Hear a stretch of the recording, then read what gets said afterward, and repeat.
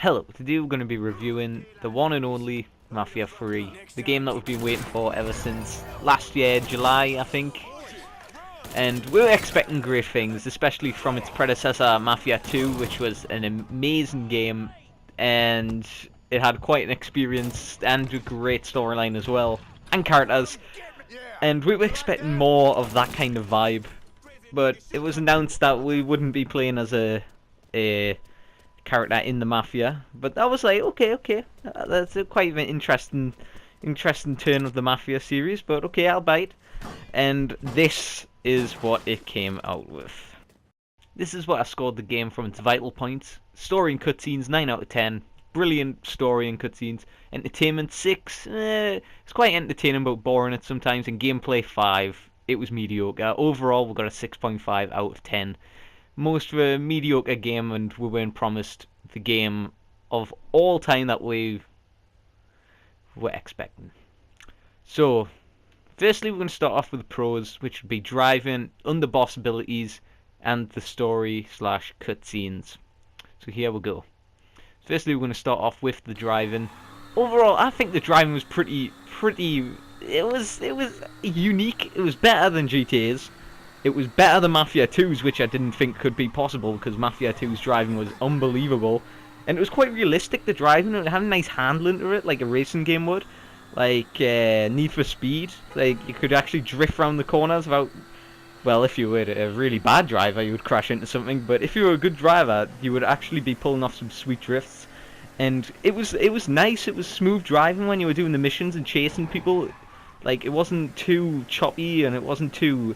Like you were driving a cardboard car. Like, it had nice handling, and the top speeds were pretty good as well. Like, not most of the cars in the game weren't that fast, but obviously when the customization pack comes out, we're going to be finding some sweet hot rods.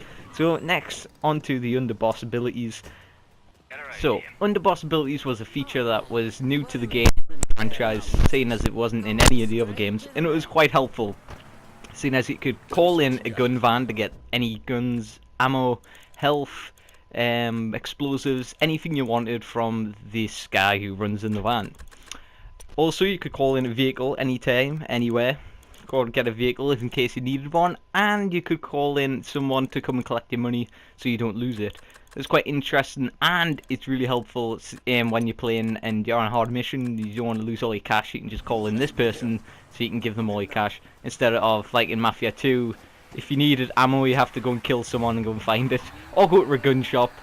But anyway, a gun van is 10 times better, seeing as you can get the guns anywhere you want. If you just want to try a new choice of guns, maybe a rocket launcher to go and blow some shit up, Jackie is the guy that'll come and give you a rocket launcher. So moving on, we're going to be having a look at the cutscenes, and the death scenes, and the death scenes, and the death scenes, and more death scenes. So these were what was really good about the game. I liked the story, I liked the music in the background of the cutscenes, just to show the environment and the situation, what was going on, seeing as... Here's an example, Green River by the CCR was playing, where you have to go in the bayou and go in to kill Lou Marcano. It's like, you get a good feeling when stuff like that's happening, and if the game had way more cutscenes, just like in Mafia 2, when it goes from cutscene to game, then cutscene to game, cutscene to game, instead of Mafia 3, where it goes to game for fucking like 4 hours, then you get a cutscene, another 4 hours of gameplay, cutscene. Like, these kinds of cutscenes could have made this game into a brilliant and one-of-a-kind game, similar to Mafia 2, where it could have told more of a story and obviously had more cutscenes, instead of just gameplay of repetitive kind of objectives and missions like we'll get to later on. So yeah, the story and cutscenes were brilliant. I loved most of the cutscenes anyway. I can't say every cutscene, but all the death scenes were brilliant, and I just loved it. So now moving on to the cons, we've got the glitches and bugs, Fillerup Missions, empty open world, and the aggressive police response. So we're going to start with the glitches and bugs. I've showed you a couple of the glitches. I actually made a video, I think it was like last week, of all the glitches and bugs that have been encountered by me personally. And these are what ruined the game for us. I was expecting a complete game that was going to be extraordinary, and we were given an unfinished game. Let's just face it. Look at this. Really, you're going to let a game go into millions of people's hands with these kinds of minor bugs and glitches? Really? Some of them were pretty funny, like this Burke one where there's just two of them standing there, but most of them were quite annoying. So we're gonna move on to the Fillerup Missions. This was the biggest, worst thing about the game, is the Fillerup Missions. So we had to do various objectives like destroy trucks, kill the enforcers, to reduce the cash that Marcano was getting from that racket, and then finally we can move on to the racket boss and kill him. Taking that racket, and we'll have to do this twice for every district to claim that district, to go on to the proper mission where you have to go and kill the capo or lieutenant, which would progress the story. So these Fillerup missions, they just seemed repetitive, boring, especially when you've done it like 16 times and then you're going through the second playthrough of the game and have to do them all again. Like, I've played the game 3 times and I just did not look forward to doing these Fillerup missions. They're just used so you can, they keep the game like, let's just say, focused on doing these kinds of objectives, and then just to make the game longer, but it's kind of lazy and repetitive, similar to what Watch Dogs did. But hey, if you enjoy it, you enjoy it, but I really didn't, so that's a con for Mafia 3. Next is the empty open world. This, I can't even think about it. What were they thinking, really? Like, the only thing you can do, they didn't add that you could be able to buy food, you couldn't do anything, you couldn't activate a jukebox, similar to Mafia 2. You could only go in these stores to rob them of the cash register, and you couldn't even rob them, you only had to go around the table and collect the money out of the cash register, and you know how much you get? 41 bucks?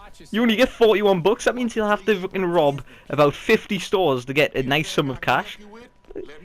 Like, you go into a diner like this and you're expecting to buy food similar to Mafia 2, but you can only rob it. It's quite stupid, and they really need to add a feature, because that just makes it authentic and you get that experience of just going in and buying food similar to Mafia 2. So next is the aggressive police response. Another thing I really hated about the game, and it's really altered its unique, well, its uniqueness, if that's a word. Like GTA 5, these cops are exactly like the GTA 5 cops. You do this littlest thing, they start shooting you with M16s and stuff. But the best thing about Mafia 2 was the police. Like, you're just speeding, they'll give you a ticket. Okay, I'll take the ticket. It's only about 50 bucks. Instead of them fucking gunning you down just for fucking running a red light. Like, come on, really? Like, yeah, I scraped the police car. I've got 7 police cars shooting at us and chasing us down, really? And even when I escape the sight of the police officers, I'm still getting chased. Like, come on, man. There's a reason why they did this in Mafia 2, because it was more authentic, realistic, similar to Mafia 1. They even have it in Mafia 1, so that just shows that Mafia 1 was more realistic than Mafia 3, which was, that's moving on. So here is my conclusion on Mafia 3. I'm kind of mixed about it, I'm not gonna lie. It just seems like they've been lazy and just put on these Fillerup missions, but put all of the effort into like the story missions, which is good. I like that because I love the Mafia story and all the characters and everything. But the actual gameplay, they should have put missions in similar to Mafia 2, where you'd have an objective, you go to a location, go and do that objective, and then that's it, and you've done the mission. Instead, they've continued the game throughout the full thing. Like, you have to go out and shoot someone, take all of their 50,000 cash, all the way, the racket 50,000, all the way down to 0, and then you can go and take the racket. It's like similar to what Godfather was, the Godfather 2 game, and I just really didn't like that. I like Mafia because of its story mode and its single, and the creators are focusing on just the one-player experience, which I love because I love one-player games.